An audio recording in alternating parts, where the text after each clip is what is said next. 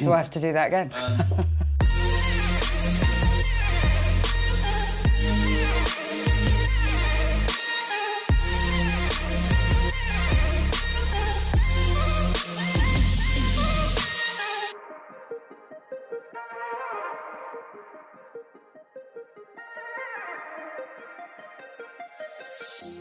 Today we're joined by Victoria Royle of IFS to talk about change management, but really with a focus on customer experience. So Victoria, can you introduce yourself and your role at IFS? Of course. So my name's Victoria and I'm one of the senior customer experience consultants at IFS. I've spent the last 15 years of my career building and launching successful voice of the customer programs across multiple different industries. So Victoria, looking at customer experience itself, why is customer experience such an important part of a change management project? Well, customer experience is really one of the only ways that businesses can truly compete and differentiate themselves in today's ever-changing market. So our needs and expectations as consumers are continually evolving. And I think if a company is going to embark on a significant digital transformation or change management journey, they really need to consider what are the customers' needs, what are their drivers, and what are their expectations before they undergo that transformation. Because ultimately, if you've got customers that are dissatisfied, you won't be as profitable as if you do. And we know that companies that compete successfully on customer experience reap up to 5 times more revenue than those that don't. So how would you recommend that businesses measure customer experience? So if they're looking at doing some sort of change, they know they need to improve, how would they measure the customer experience and find out details so they know what kind of change to make? Mm-hmm. That's such a broad question. So I think first of all, from a customer perspective, to have a customer experience strategy is really important. So one, making sure that you have the right internal frameworks and processes to support being able to listen to your customers. And that's everything from having goals and objectives that align to the overarching business strategy, but also having executives that buy into delivering a good customer experience as well. Secondly, you need to have a good listening strategy. So making sure that you don't just, it's not a one and done. You don't just listen to your customers once a year and that's it. Ideally, you would do something like customer journey mapping to understand what are those key moments of service where you're interacting with your customers that are the most important to them, and make sure that you continually listen at those various touch points along the journey. Not only that, what you then do is super important. So making sure that you've got the ability to truly understand that feedback that customers are giving you. So what I mean by that is through combining operational data, financial data, with the customer feedback data as well, to paint a holistic picture of what they're truly saying and the insight that they're telling you. If you listen to customer feedback purely on its own, it can lead you to make poor decisions around what changes actually need to be made. So through building a good picture, through combining lots of different data sources, you can really understand what it is that your customers are experiencing and what it is that you need to change. And thirdly, acting on that feedback. So the first part of that is defining what it is that you need to change. So what experiences do you want to deliver and what business change is required to deliver those experiences. Once you've defined that, you can then also use customer experience data to really prioritise what's going to deliver the biggest impact first. And that could be on both customer satisfaction and on the bottom line. And then the fourth part of all of this is telling your customers what you've done. So making sure that you close the loop with them, making sure that they know about how their feedback and how their customer experience is part of the overall business improvement strategy. And finally, being able to realise the value that that's delivered as well. So as any important change management process, there needs to be a business case. So you can't just design experiences that are going to be nice for the customer, because ultimately you still need to be a profitable business.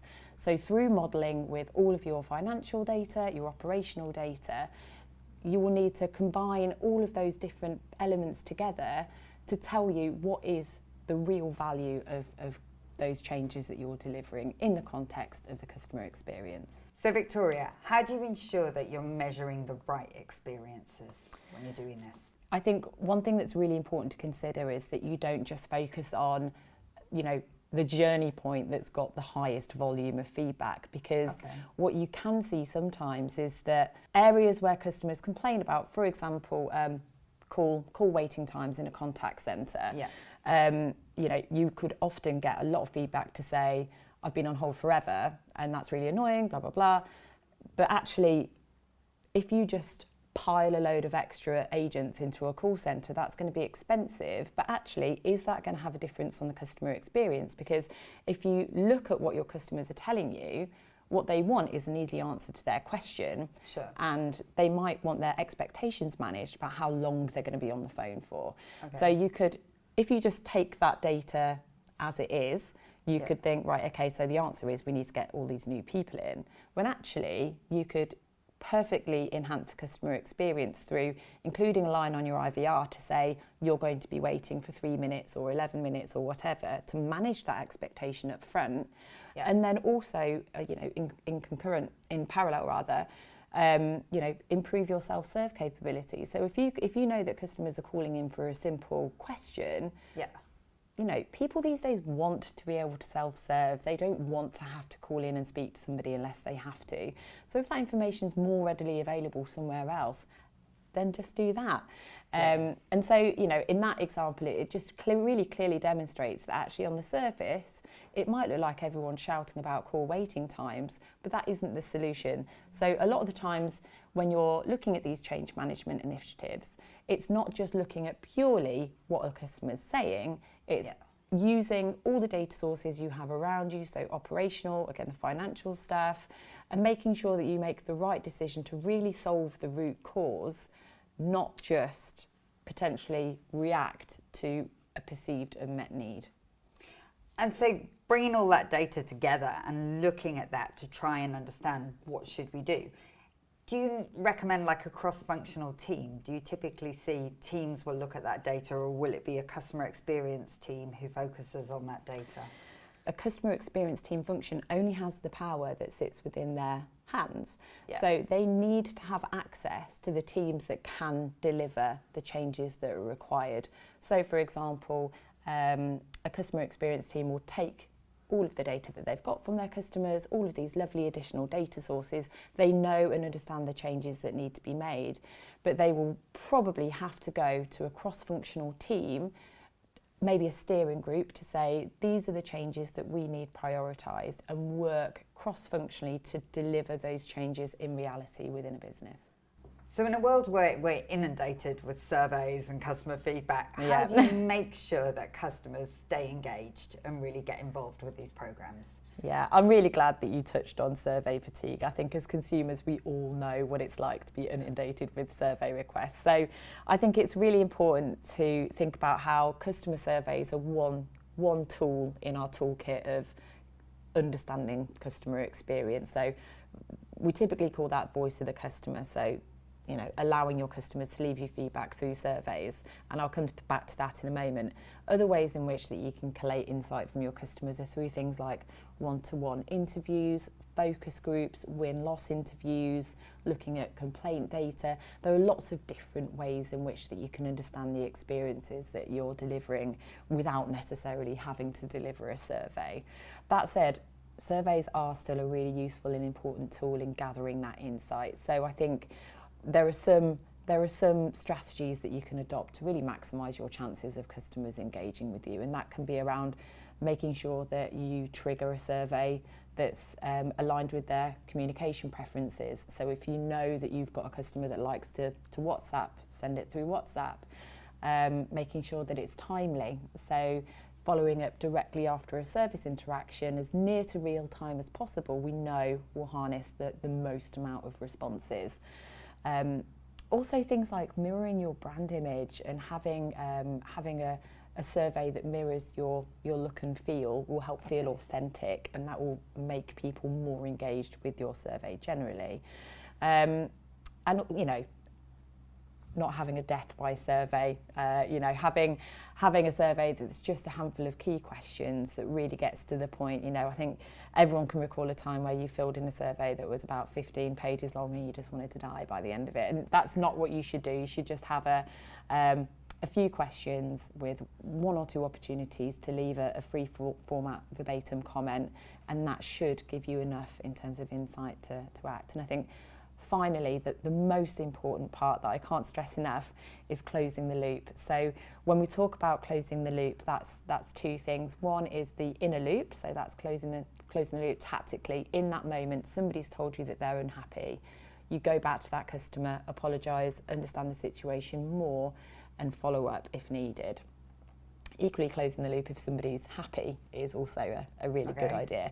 It's not just your unhappy customers, but then closing the loop at a more strategic level. So we call that the outer loop, and that's where that change management comes into. So often that is where change management initiatives are pushed through in a transformation agenda for a business. So, and then doing a you said we did after that is really, really important to make sure that customers will continue to leave feedback in future, because unless they know about the changes that you're making to improve their experiences, they might not actually know that that's happening. Yeah. So through, like a proactive campaign, a you said we did, you can help raise the profile of just the giving feedback in generally, and the way that will make them feel is that they'll feel heard, engaged, and their propensity to come back to you will be increased. So just looking at, a lot of what we've talked about is consumer related stuff, call centres. If you look at B2B, is there any advice you'd give for B2B companies when they're looking at feedback, and should they design their programs differently? Yeah, I think that's a really, really important point to touch on actually. So I think the first thing I would say is that in a B2B environment, it's different. It's nuanced compared to a pure B2C relationship, but we are all still people. So everyone, even in a B2B environment, is still a human being, and they're still comparing their experiences to their B2C interactions. Yeah. It's not like when we go to work, we completely forget about what it's like to work with Amazon or deal with something that's super easy and a pleasant experience. So I think lots of the same principles apply in terms of how we ask for feedback, those best practices that we've already discussed. But how you actually approach that in a B2B space might be slightly different. So you might have a smaller group of stakeholders that are super high value, and so you might want to do a slightly different approach. So whereas surveys are a great tool, and you may want to do more of a relationship survey with some rather than a transactional based survey in B2B, an interview or a phone call might be more appropriate in a B2B environment where you've got stakeholders that potentially are worth millions of pounds or dollars worth of revenue.